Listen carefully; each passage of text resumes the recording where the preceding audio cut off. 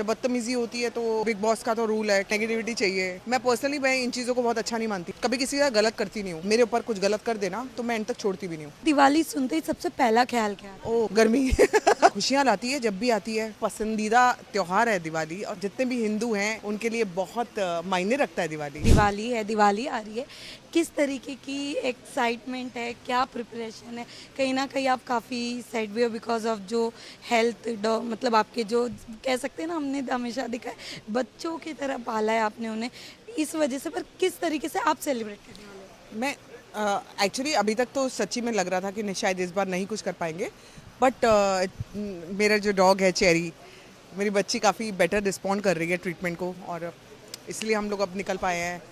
Actually हम लोग ना इस बार तैयारी कर ही नहीं पाए, तो बड़ी लास्ट लास्ट मोमेंट जो चीज़ें हो पा रही हैं वो कर रहे हैं हम लोग।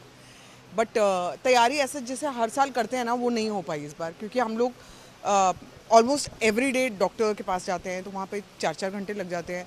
वी ऑल्सो गेट टायर्ड, और डॉग को छोड़ना बड़ा मुश्किल हो रहा था मेरे लिए, तो हाँ नहीं कर पाई मैं ज़्यादा। लेकिन हाँ ठीक है, now now things are okay. Diwali सुनते ही सबसे पहला ख्याल क्या आता है? ओह गर्मी दिवाली सुनते गर्मी। यार पहले गर्मी नहीं होती थी दिवालियों पे इतना, अभी कैसी पसीने छूट रहे हैं।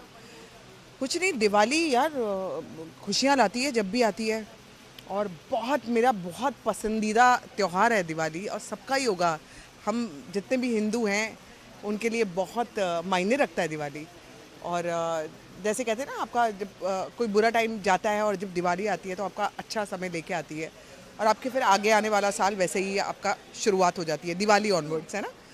तो वैसे ही मैं भी मानती हूँ कि यार दिवाली जब आती है तो खुशियाँ लेके आती है, और मैं एक्सपेक्ट कर रही हूँ कि हमारे जीवन में भी इस बार खुशियाँ आएँ। इसके अलावा मैं जानना चाहूँगी कि इस बार बिग बॉस आ चुका है 18, क्या इस बार का बिग बॉस आपने फॉलो किया? मैं नहीं, बिल्कुल नहीं करा मैंने बिग बॉस फॉलो। मैं देख ही नहीं पाई हूँ एक भी एपिसोड, और मैं जब देखती हूँ ना तो मैं फिर प्रॉपर देखती हूँ, लेकिन इस बार चांस की बात है, ड्यू टू सर्टेन रीजंस मैं बिल्कुल ही नहीं देख पाई हूँ।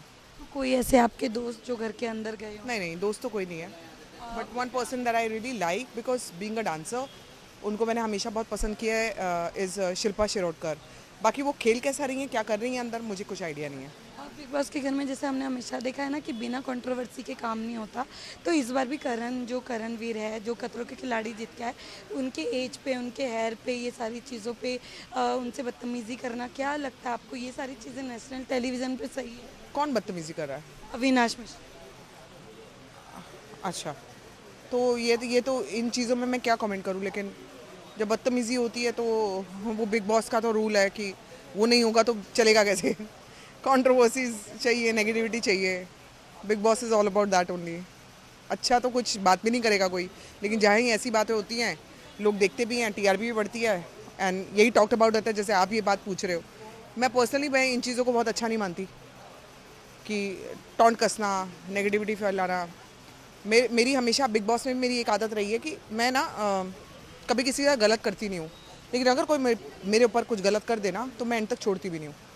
तो सबकी अपनी अपनी एक नेचर होती है, आदत होती है, तो मेरे लिए हमेशा मैं ऐसी रही हूँ। और मैं कहूँगी अगर किसी के साथ बदतमीजी हो रही है तो वो लेनी भी नहीं चाहिए। उसके अलावा भी हमने देखा है जैसे आपके एक एक ब्लॉग्स आते हैं, काफ़ी लोग उन्हें प्यार भी करते हैं, रिस्पॉन्स भी अच्छा मिलता है। पर मैं अगर आज आपसे जानना चाहूँ कि एक पॉजिटिव एक नेगेटिव, आप उस चीज़ को कैसे फेस करते व्लॉग की बात कर रहे हो?